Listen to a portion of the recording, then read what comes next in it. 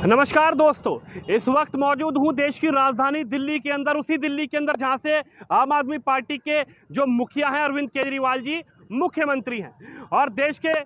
जो राजा हैं यानी कि नरेंद्र मोदी जी प्रधानमंत्री हैं।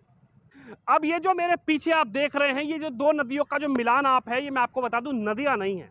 ये मेरे ठीक सामने लगभग 8 से 10 लाख की कॉलोनी वाली है, 8 से 10 लाख लोगों की बसी हुई कॉलोनी है, खोड़ा कॉलोनी। और ये जो रोड है, ये एक सीमा वाली रोड है, यानी कि एक तरफ उत्तर प्रदेश की सीमा खोड़ा और दिल्ली की सीमा जो ये रोड को मिलाती है। अब ये समझ लीजिए कि हाल ही में मैंने इस रोड की खबर करी थी और काफ़ी सालों से मैं लगातार इस रोड की खबर कर रहा हूँ, लेकिन हालत ये है कि रोड जस की तस है। ऐसे ही पानी यहाँ पर भरा रहता है, यानी कि जब हल्की फुल्की भी अगर बारिश होगी तो यहाँ पर घुटनों तक पानी भर जाएगा। अब मैं आपको बता दूं कि मैंने अभी हाल ही में ही इसकी खबर की थी और वो खबर माननीय विधायक जी के पास पहुँच गई। सांसद जी के भी पास पहुँच जाएगी, शायद नहीं पहुँची होगी, लेकिन विधायक जी का उस पर जो आम आदमी पार्टी के विधायक हैं उनका मैसेज आया कि ये डीडीए के अंतर्गत आती है, ये हमारे अंतर्गत नहीं आती। तो माननीय विधायक जी, मैं आपको एक बात बता दूं, जब दिल्ली आपके अंतर्गत नहीं थी, यानी कि अरविंद केजरीवाल जी दिल्ली के मुख्यमंत्री नहीं थे, तब आप जनता के बीच जाते थे और जनता की समस्याओं को लेकर जनता को जागरूक करते थे और जनता से ये वादा करते थे कि भाई आप हमें दिल्ली की सत्ता सौंपिए तो हम आपको एक ऐसी दिल्ली बनाकर देंगे कि जिसको आप देखेंगे तो आप कहेंगे कि दिल्ली अब लंदन से यानी कि पेरिस से भी कम नहीं। अब माननीय विधायक जी, माना कि आपकी बात से दिल्ली की ये सड़क आपके अंतर्गत नहीं आती और ये भारतीय जनता पार्टी के अंतर्गत आती है, लेकिन दूसरा सवाल यह है कि उत्तर प्रदेश में आपकी जो है सरकार नहीं है। उत्तर प्रदेश के अंदर भारतीय जनता पार्टी की सरकार है, लेकिन लगातार आप उत्तर प्रदेश में जद्दोजहद कर रहे हैं, 2022 के चुनाव की तैयारी कर रहे हैं। तो एक सवाल आपके लिए ये बड़ा बनता है कि उत्तर प्रदेश सामने आपके है और लगभग 10 लाख की आबादी यहाँ पर रहती है, तो आपके लिए ये सबसे बड़ी जिम्मेदारी वाली बात है कि आप इस सड़क का मुद्दा उठाइए, आप भारतीय जनता पार्टी को घेरिए कि भाई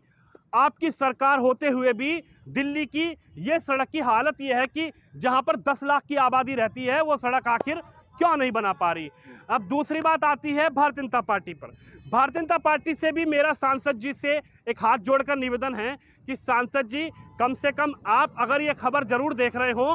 तो अपने प्रतिनिधियों को या अपने जो कर्मचारी हैं, अधिकारी हैं, उनसे जरूर पूछिएगा कि आखिर ये जनता की गलती क्या है। इस जनता ने हमें वोट देकर सत्ता तक पहुंचाया है। अब इस जनता की अगर यही हालत और हालात हम करके रखेंगे तो आखिर कितने दिनों तक हम सत्ता में बने रहेंगे। अब बड़ी बात यह है कि दोनों पार्टियों से मैंने निवेदन कर लिया, अब दोनों पार्टियों के हाथ में पाले में गेंद है कि भाई आम आदमी पार्टी चाहे तो वो इस पर धरना कर सकती है, सबसे बड़ा मुद्दा है आम आदमी पार्टी के सामने। और भारतीय जनता पार्टी चाहे तो भारतीय जनता पार्टी यानी कि माननीय जो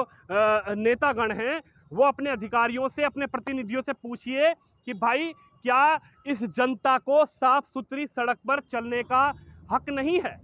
आखिर उन बहन बेटियों से जिनसे हम अपनी रैलियों में बुलाकर वादे करते हैं अच्छी सरकार देने की, जिन बहन बेटियों से हम वादे करते हैं कि हम आपको एक साफ स्वच्छ रास्ता देंगे, अच्छी सरकार देंगे, तो यही आपके वादे हैं क्या? यही आपकी बातें हैं क्या? आप समझिए कि जिसके पास साधन है वो तो इस सड़क से उतरकर दिल्ली से होकर निकल जाता है, लेकिन वो बहन बेटियां जो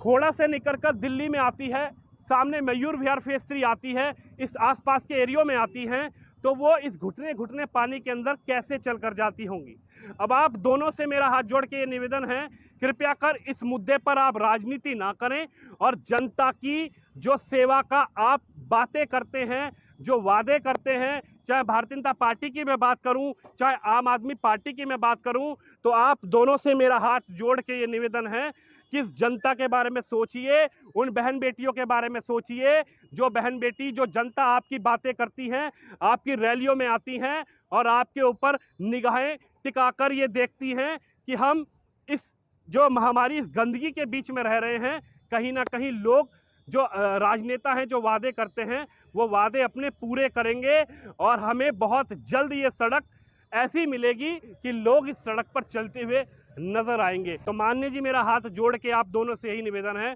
कि बहुत जल्द से जल्द आप संज्ञान लें और आम आदमी पार्टी के माननीय विधायक जी आप भी संज्ञान लीजिए, सांसद जी भारतीय जनता पार्टी के आप भी संज्ञान लीजिए। मेरा तो दोनों से यह निवेदन है कि राजनीति छोड़कर आप दोनों लोग इस जनता के किए हुए